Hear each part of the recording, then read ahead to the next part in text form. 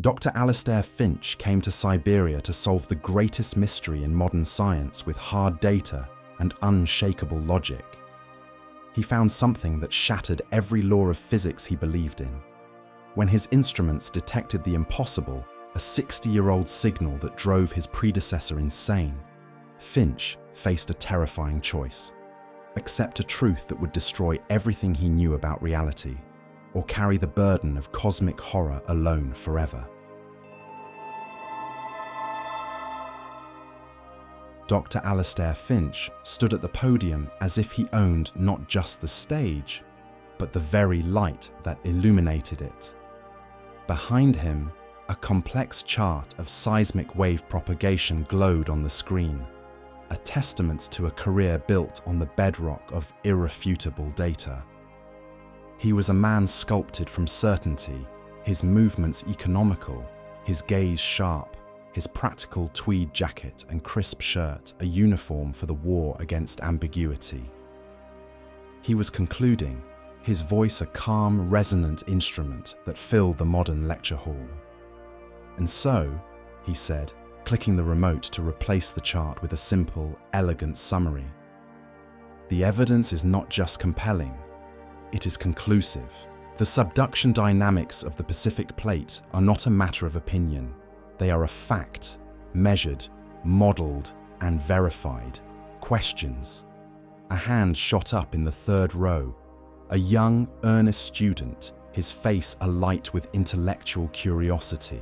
Dr. Finch, you spoke about predictable geological pressures, but what about less predictable phenomena? Like the energy concentrations some researchers claim exist along ley lines. A polite, almost imperceptible smile touched Finch's lips. It was the smile of a chess master who sees a blunder 12 moves away. An interesting question, Mr. Davies, sir. Mr. Davies, the concept of ley lines is indeed interesting. Primarily as a study in human psychology, our innate desire to see patterns in chaos. But as a geophysical principle, it fails the most fundamental test of the scientific method. Finch began to pace slowly, his tone shifting from professorial to surgical. The principle, as articulated by Karl Popper, is falsifiability. A theory is scientific only if it can be proven false. For instance, if I propose that all swans are white, my theory is scientific because it can be conclusively falsified by the observation of a single black swan. Now, consider ley lines. Proponents claim they are channels of unseen energy. How would one falsify this? If I take a magnetometer to a supposed ley line and detect nothing, the proponent will simply say my instrument is not sensitive enough, or that the energy is of a type we cannot yet measure. The claim is constructed to be immune to refutation. It resides in the realm of belief, not science. Like claiming unicorns exist but are invisible to all detection. It's a closed loop, a philosophical cul-de-sac. Therefore, while it may be a fascinating piece of folklore, it is not, and never can be, a subject of serious geophysical inquiry. Next question. A profound silence filled the hall. The student, Davies, sank a little lower in his seat, the intellectual curiosity on his face replaced by a flush of public embarrassment. Finch's takedown had been polite, precise, and utterly ruthless. He hadn't just answered the question, he had vaporized its very premise, and in doing so had made the questioner feel foolish for even asking. Back in his office, the world was as Finch preferred it. Ordered. Books on plate tectonics and sedimentology stood in perfect alphabetized ranks on the shelves. His desk was a clean, minimalist plane of wood and metal, holding only a monitor, a keyboard, and a single, perfectly aligned notepad. The chaos of the natural world was held at bay, reduced to tidy columns of data on the screen before him. He was on a video call with a man whose world was even more structured than his own, Director Evans of the Pan Global Research Foundation. The final wire transfer went through this morning, Alistair, Evans said, his voice tinny through the speakers. He was a man in his 60s, with the weary face of a career bureaucrat. "You have your funding. The Tunguska Resolution Initiative is officially a go." Finch allowed himself a thin, satisfied smile. "Excellent news, Marcus." "Just remember the brief," the director continued, leaning closer to his own camera. "This is a legacy project. For 100 years, that event has been a magnet for every crackpot theory imaginable. UFOs, death rays, miniature black holes. It's a circus. We are funding this to end the circus." Evans's eyes narrowed. "I want a simple, mundane conclusion. Find the nickel-iron deposits. Prove it was a bolide that exploded in the atmosphere. Close the file. No more speculation." "You'll get your proof, Marcus," Finch assured him, his voice radiating a confidence that bordered on arrogance. "The airburst model is the only one that fits the observable data, the radial treefall pattern, the lack of a significant impact crater. The only missing piece is the material evidence of the impactor itself, which previous expeditions lacked the technology to find. My deep scan magnetometers will find it. We will replace a century of folkloric nonsense with a few kilograms of extraterrestrial rock. We will give the world an answer so simple and so boring, it will finally leave it alone." The theory felt a lot simpler in a climate-controlled office in London. Here, at the Krasnoyarsk airfield in the heart of Siberia, the world felt considerably more complex. A brutal, relentless wind swept across the concrete tarmac, carrying the metallic taste of jet fuel and the promise of a deeper, more profound cold to come. Finch, clad in a heavy-duty expedition parka that felt both bulky and insufficient, watched as his team carefully unloaded crates of his state-of-the-art equipment from the belly of a cavernous Ilyushin Il-76 cargo plane. Each crate was a small fortress of order in this bleak, windswept landscape. A man approached him, walking with a steady, ground-eating stride. This was Dr. Yuri Petrov, his Russian liaison. Petrov was in his 50s, with a face that looked like it had been carved from the Siberian permafrost stoic, weary, and etched with a deep skepticism. He extended a gloved hand. "Dr. Finch, I am Petrov." Finch took it. The handshake was firm, brief, and devoid of warmth. "A pleasure, Doctor. Thank you for facilitating our arrival," Petrov grunted, his gaze drifting over the gleaming, high-tech cases being offloaded from the plane. "You bring many fancy toys," he observed, his English perfect but bone-dry. "In Russia, we have a saying, you do not need a map to find a bear if you listen for its roar." Finch felt a prickle of annoyance at the folksy condescension. "A charming sentiment, Dr. Petrov," he retorted coolly. "But I'm not here to listen for roars. I'm here to find fragments. My toys, as you call them, will replace the ambiguity of knowing with the certainty of proving.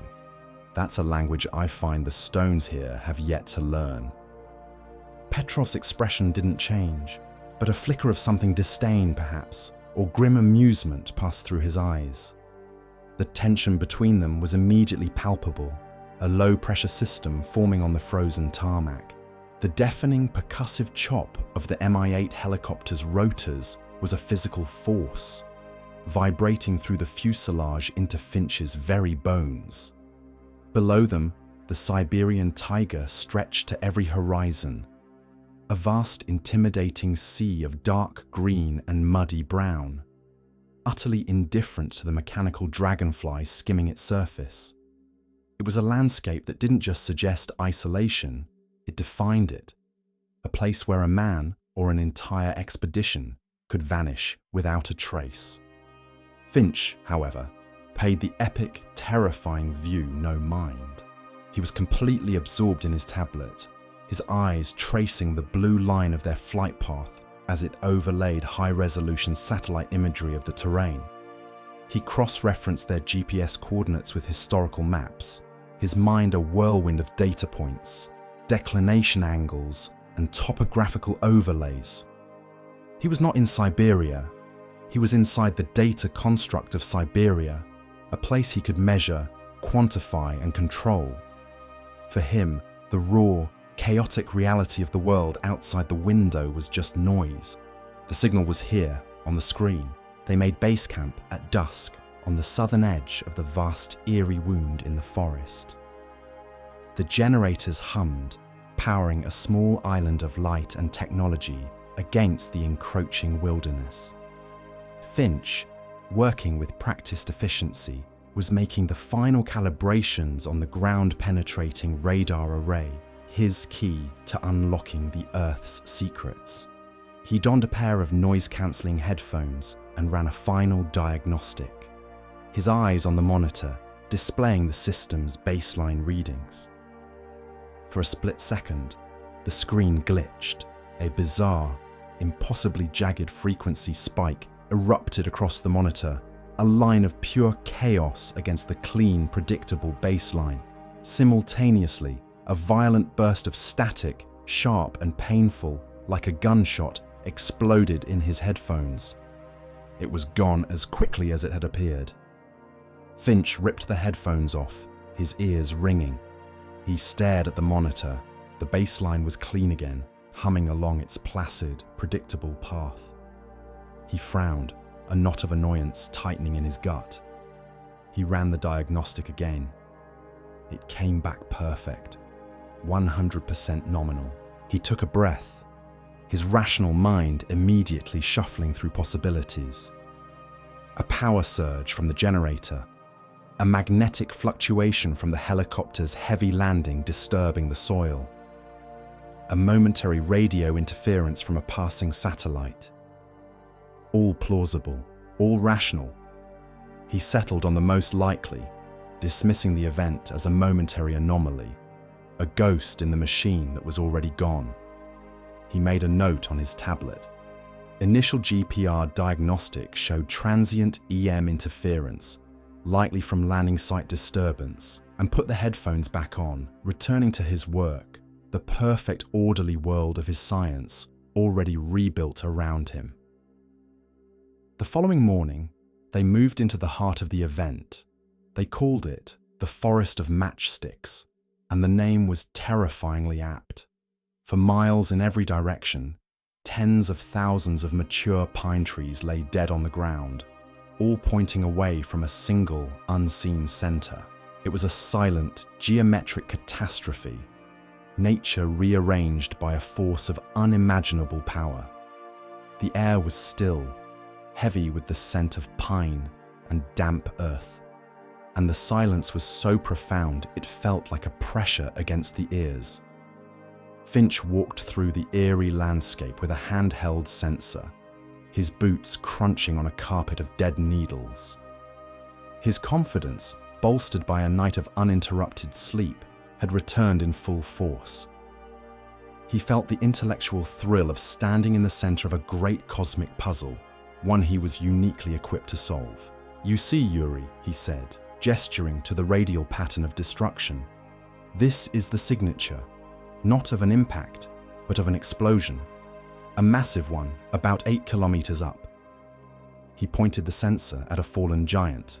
The thermal radiation flash-fried this side of the trunk, but the other side is relatively untouched. The blast wave then snapped it at the base.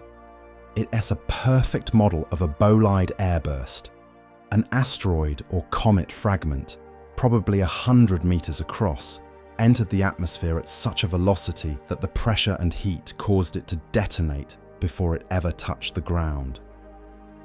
Petrov looked at the silent devastation, his face impassive. "A big rock from the sky.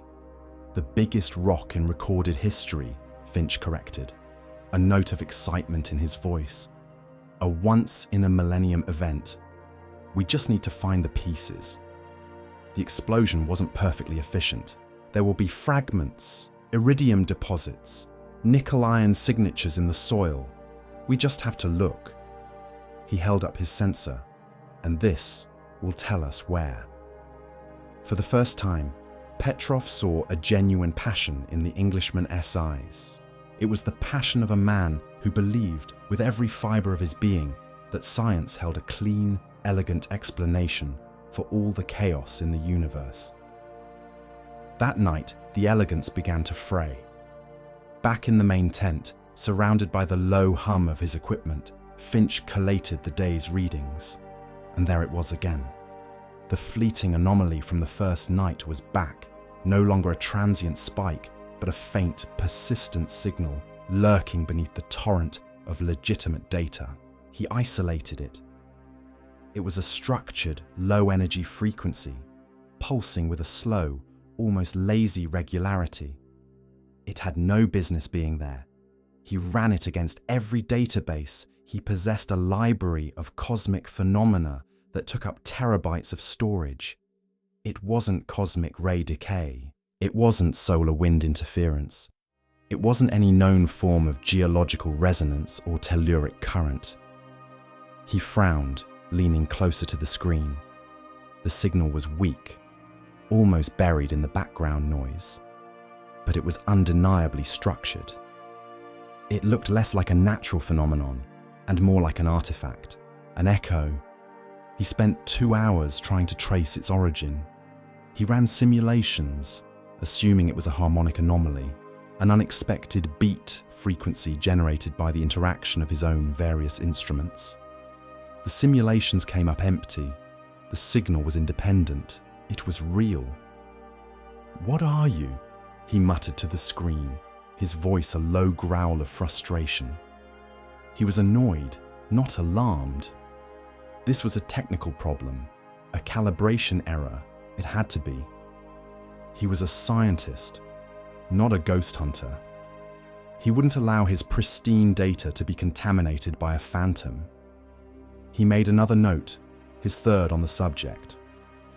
Persistent low-level EM artifact detected. Origin unknown. Likely internal equipment interference. Requires nullification. The nullification attempts began the next day and consumed the next 48 hours. Finch became a man possessed by a whisper of static. The first day was a montage of pure scientific rigor. He recalibrated every instrument. He shut down all but the most essential sensors to eliminate crosstalk. He physically moved the primary array to a new location, a half-mile east. Each time he brought the system online, after hours of painstaking work, the result was the same. The faint, structured signal returned, a quiet pulse in the heart of the data. On the second day, his methods became more elaborate.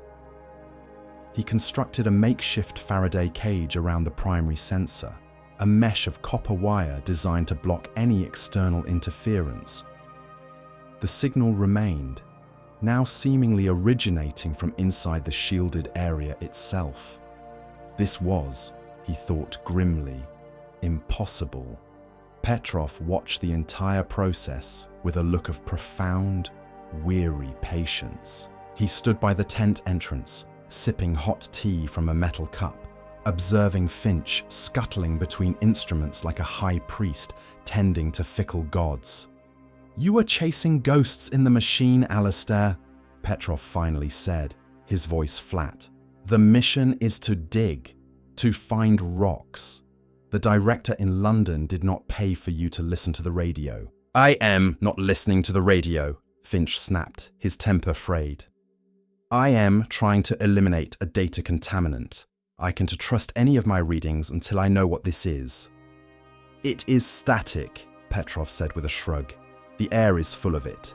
This place is old. It has noises. Let the ghosts have their static.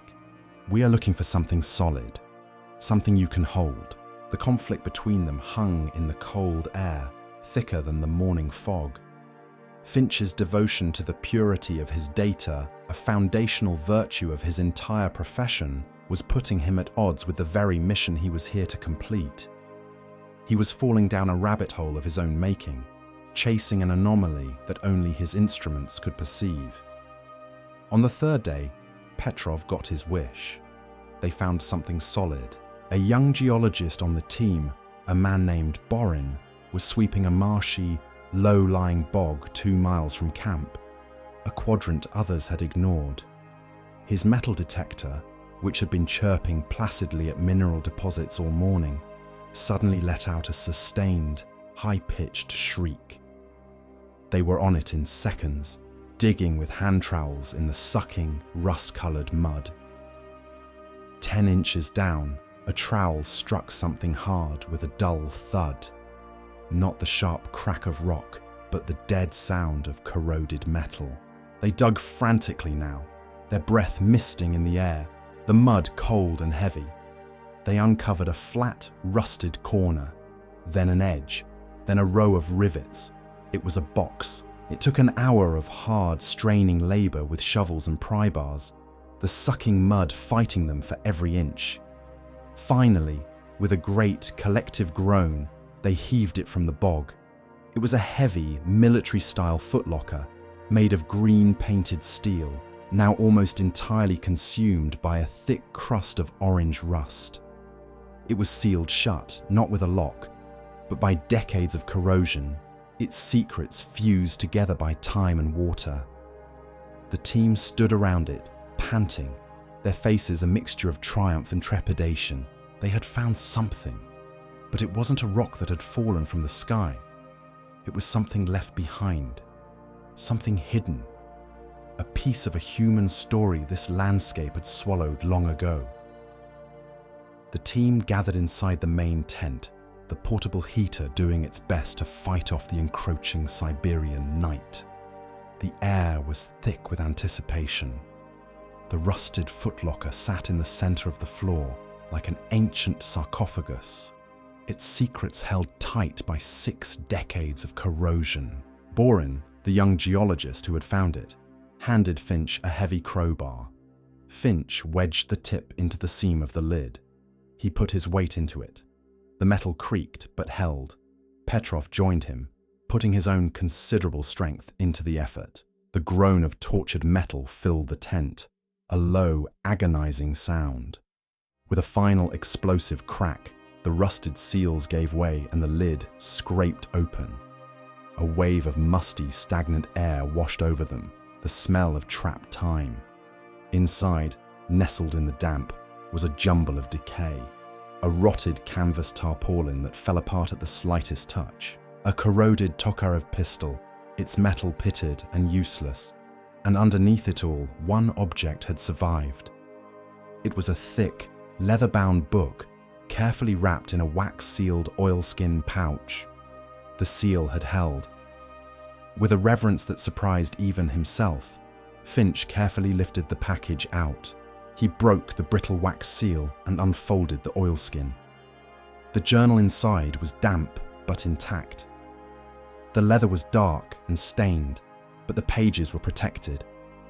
Embossed on the cover, faint but still legible in the lamplight, were 3 lines of Cyrillic script. Petrov leaned in, his voice a low murmur. His voice It says, Leonid Ilyich Ivanov, Chief Geophysicist, 14th Soviet Geophysical Expedition, 1961.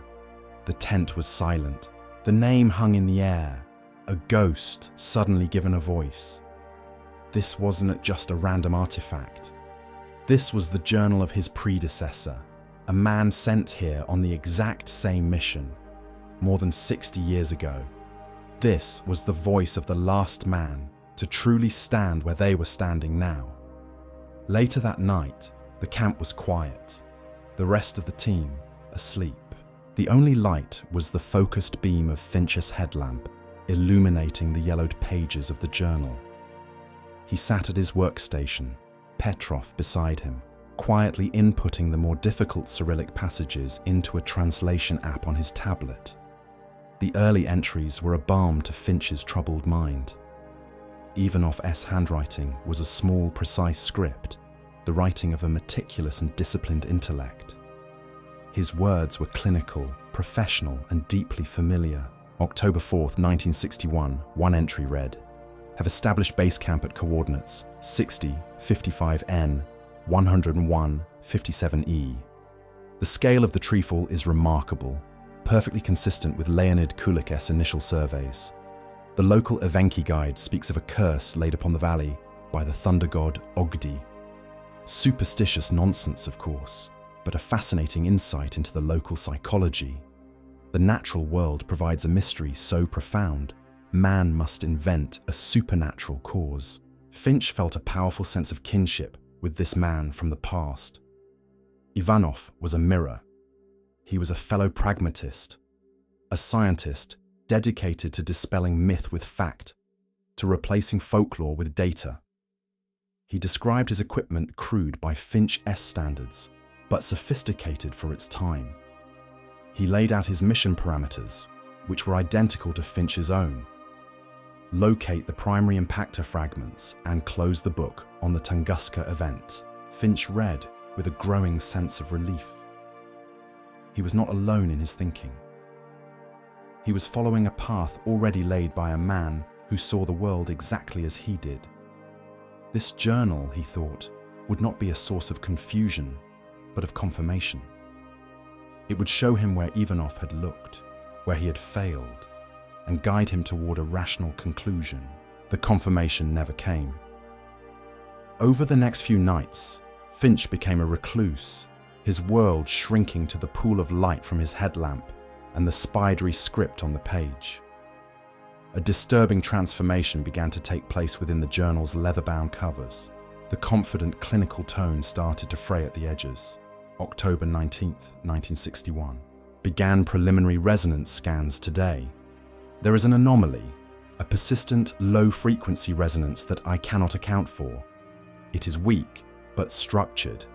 It does not match any known geological or atmospheric phenomena. My instruments must be malfunctioning. I will recalibrate tomorrow. The next entry was a week later, October 26th, 1961. The signal remains. Recalibration had no effect. It is not my equipment. It is this place. It is a constant, low hum beneath everything. At night, I think I can almost hear it. A whisper from the blast itself. Finch-S blood ran cold. He recognized the pattern, the discovery, the disbelief, the attempt to debunk. He had walked this exact same path. The Journal S entries grew more sparse, the handwriting looser, more erratic. The scientific observations gave way to fearful, paranoid introspection. November 8th, 1961. Cannot sleep. The silence here is a fraud. The hum is louder. When I close my eyes, I feel watched. Not by an animal, by the sky, by the ground. A foolish, unscientific thought, but I cannot shake it. November 15th, 1961. It is a sound now, on the edge of hearing, a song in the static. My men think I am ill. Perhaps they are right, but they do not listen the way I do. They do not have the instruments. Then Finch saw it. In the margin of a page filled with frantic, barely legible ramblings, Ivanov had drawn something. It wasn't a sketch of the forest or a map. It was a waveform. A quick, desperate drawing of a structured, jagged pulse. Finch-S heart hammered against his ribs. It was terrifyingly, impossibly similar to the anomalous signal glowing on his own monitor right now. Dawn broke, painting the sky in shades of bruised purple and grey. Finch hadn't slept.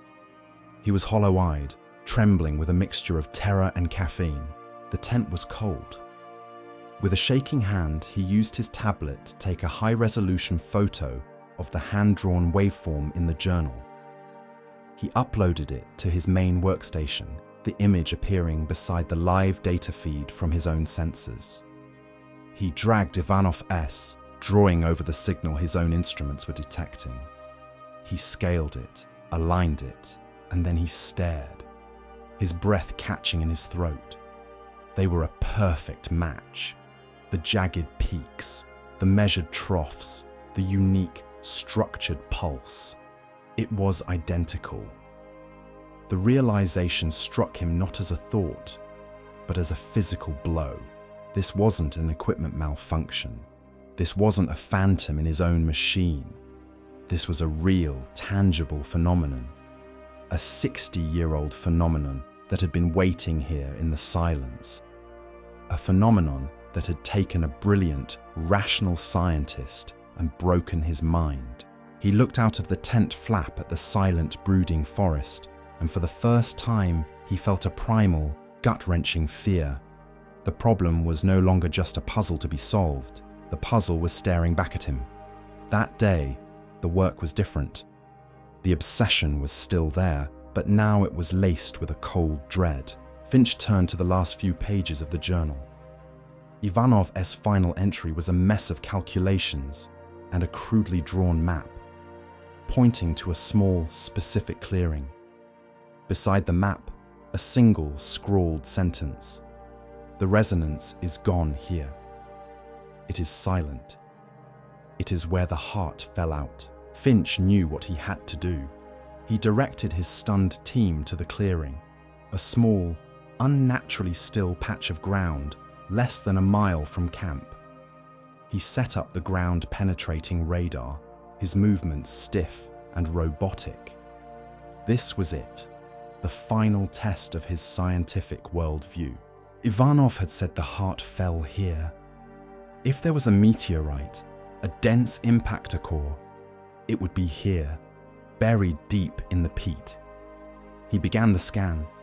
The team watched in silence as the machine sent its pulses into the earth, its findings scrolling onto the laptop monitor. Finch stared at the screen, his face a mask of tense expectation, waiting for the telltale signature of dense, alien metal. The screen showed nothing. The radar sliced through the virtual earth, revealing layer after layer of history. Peat, permafrost, ancient soil deposits. It painted a perfect, undisturbed picture of 1,000 years of geology. There was no impact crater, no blast lens, no shattered rock, no nickel-iron fragments. There was nothing. The ground beneath them was as virgin and untouched as it had been the day before the blast. Finch slowly sank to his knees in the damp moss, his eyes fixed on the screen's undeniable truth. The airburst theory, the elegant model that had explained everything, the entire foundation of his mission, was not just wrong. It was impossible. The scientific explanation was officially, irrevocably dead. And in the silent vacuum it left behind, the mad whispers from Ivanov's journal began to scream. The vacuum of a failed hypothesis is a terrifying place for a scientist. It is a void where all the comforting laws of the universe cease to function. And into that void, chaos rushes in. For Alistair Finch, the chaos had a name. Leonid Ivanov. With his own scientific model shattered, Finch turned to the only other explanation available, the one recorded in the frantic scribbles of a madman. His meticulously organized workstation inside the main tent devolved into a nest of obsession. The neat stacks of printouts were gone, replaced by a chaotic collage of data maps, satellite images, and photocopied pages from the journal, all taped to the tent walls. Half-empty mugs of cold coffee littered every surface. He had created a physical representation of his own unraveling mind. The hum of the anomalous signal, which he now kept running through a small speaker at all times, was the tent's constant, unnerving heartbeat. He ignored the calls from his team, ignored the world outside his canvas walls. He was cross-referencing Ivanov's paranoid ramblings about the Song of the Land with his topographical maps, searching for patterns, for correlations, for anything. Petrov ducked into the tent, his face grim. The change in the atmosphere was immediate. He looked at the chaos, at Finch's haggard, wild-eyed stare, and his expression hardened. "The expedition is over, Alistair," Petrov said, his voice leaving no room for argument. "The weather window is closing. A storm is coming. We have failed to find the meteorite. We leave in the morning." Finch barely looked up from a map he was scrawling on with a red marker. "We haven't failed," he muttered, his voice hoarse from disuse. "We have," Petrov insisted, his voice rising. "Our objective was to find physical proof. There is none. You have proven there is none. Now you sit in this mess, listening to static and talking to a dead man. This is finished." Finch finally lifted his head, and the look in his eyes made Petrov take an involuntary step back. It was not the face of the arrogant but rational scientist he had met at the airfield. This was the face of a zealot. "You're wrong," Finch whispered. "The objective has changed." The next day, Finch was outside, working in the biting wind. He had cannibalized pieces of their equipment, stripping wires from the GPR, taking the dish from a satellite uplink, and was now jury-rigging them into a new configuration. He was following a strange, almost occult-looking diagram from the final, barely legible pages of Ivanov's journal. The result was a bizarre contraption, a directional antenna that looked less like a piece of scientific instrumentation and more like a sacrificial totem, a fusion of high-tech metal and desperate twisted wire. Petrov and the rest of the team watched from a distance. Their concern had curdled into genuine fear. Borin, the young geologist, made the sign of the cross. They were seeing their leader, the paragon of Western science, descend into the very madness the journal had chronicled.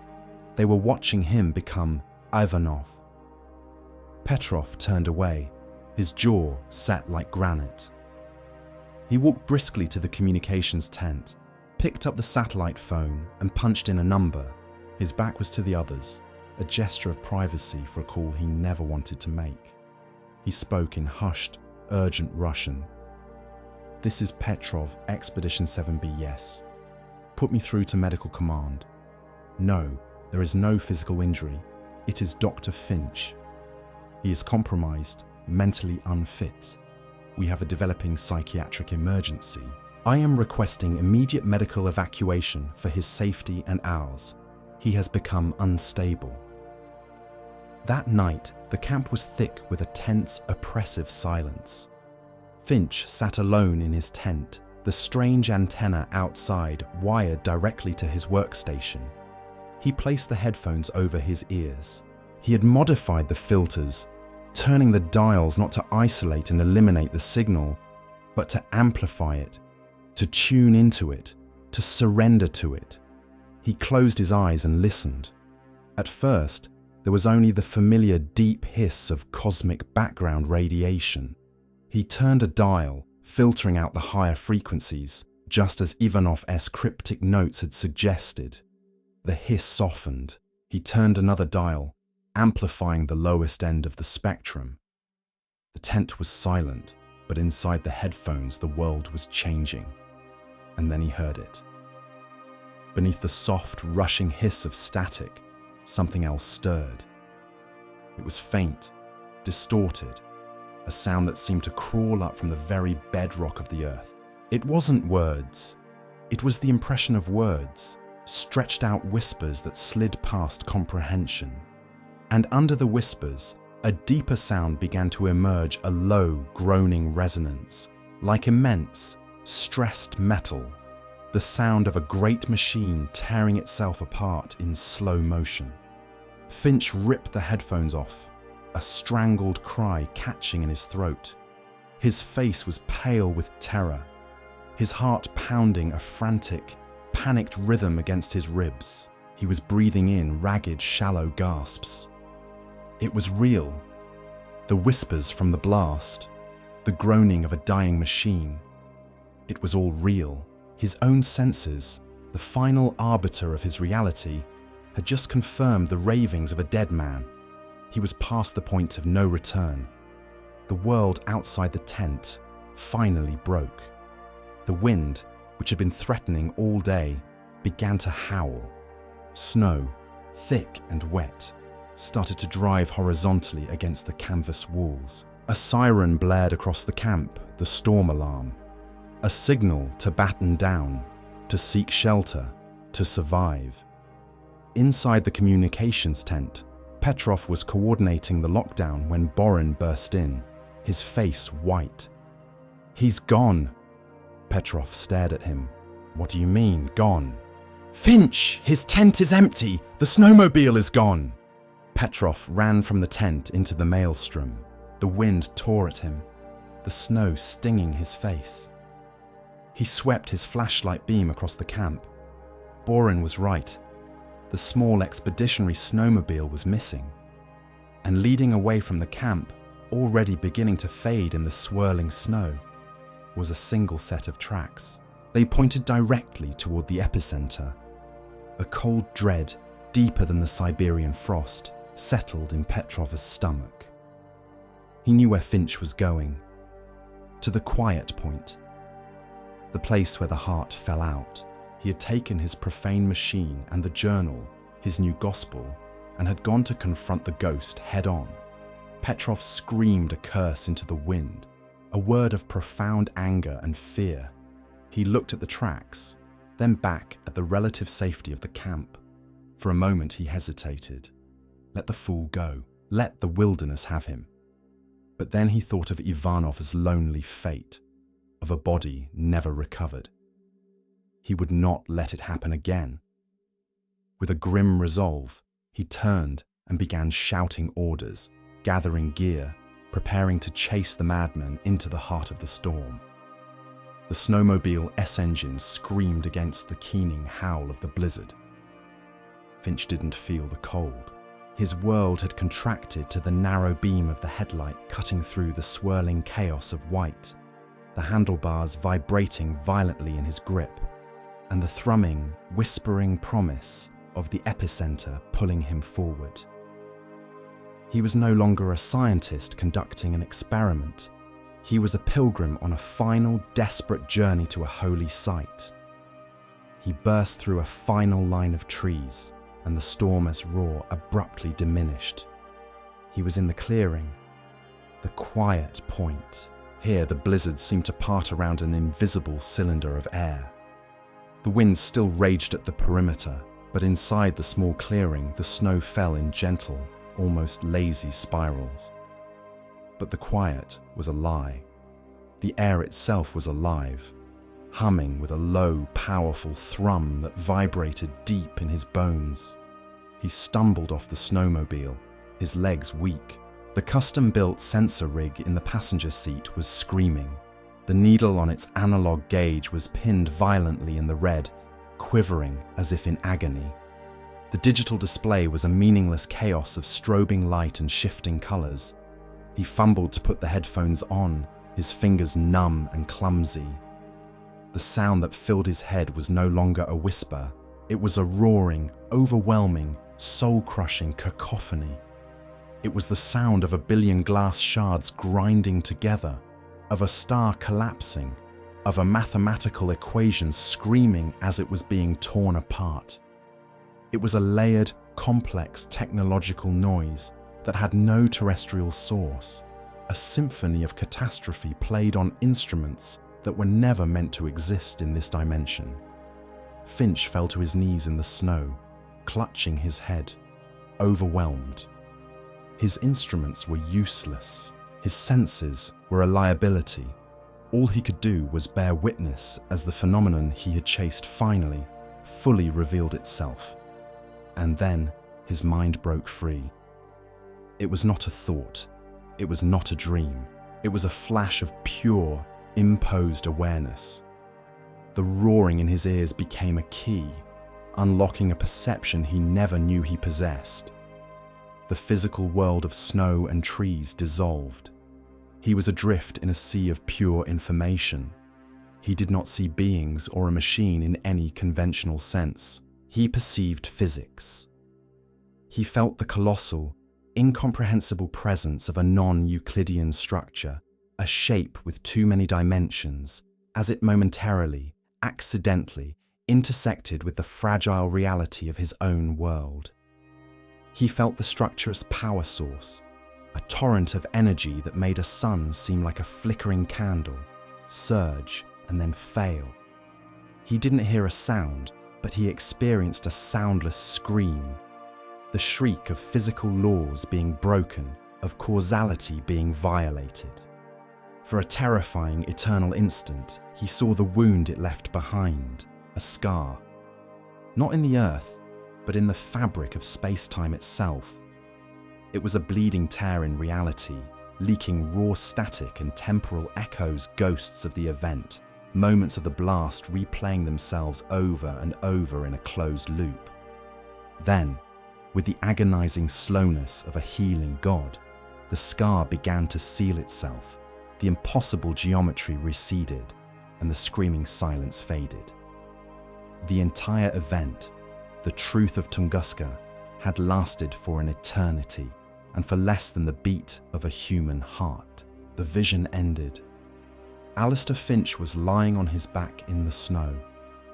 The roaring was gone. The humming was gone. The world was utterly, profoundly silent, save for the distant howl of the storm at the edge of the clearing. He shivered violently, a deep, uncontrollable shudder racking his body. Frost was already crystallizing in his beard.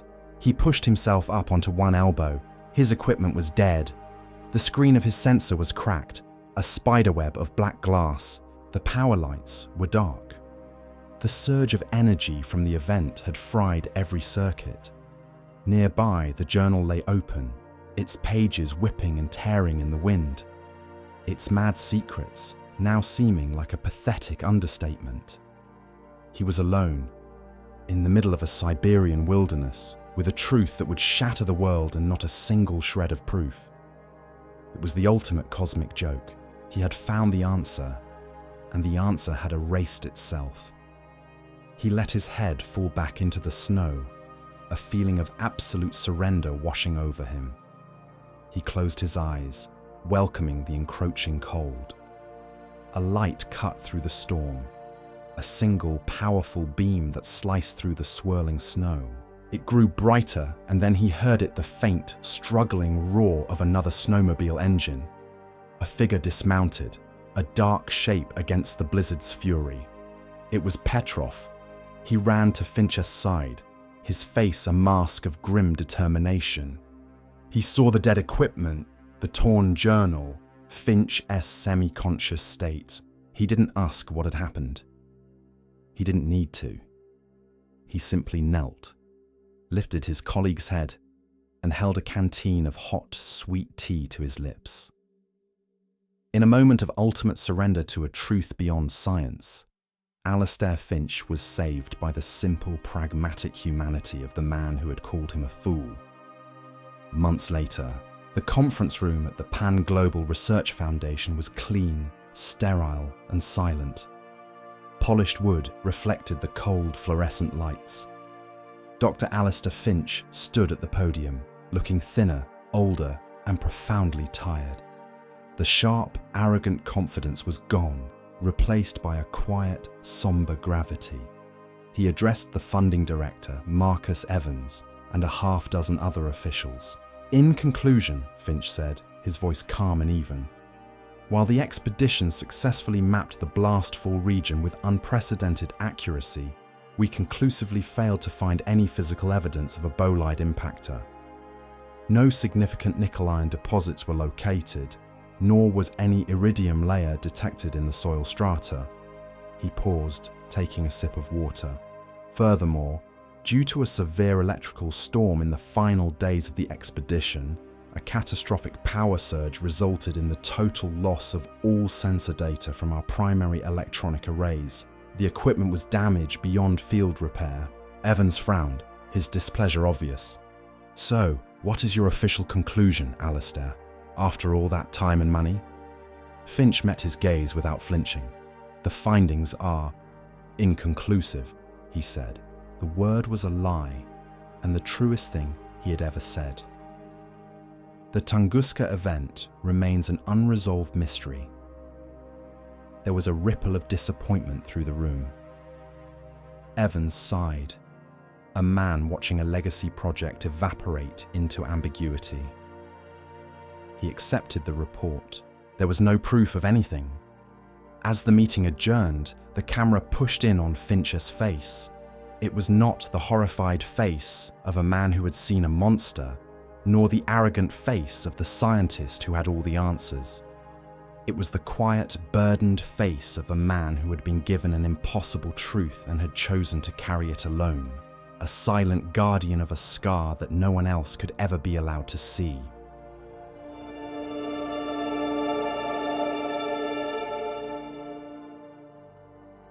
There's something deeply satisfying about a solved mystery, isn't there? We like our stories to have neat endings, our questions to have clear, factual answers.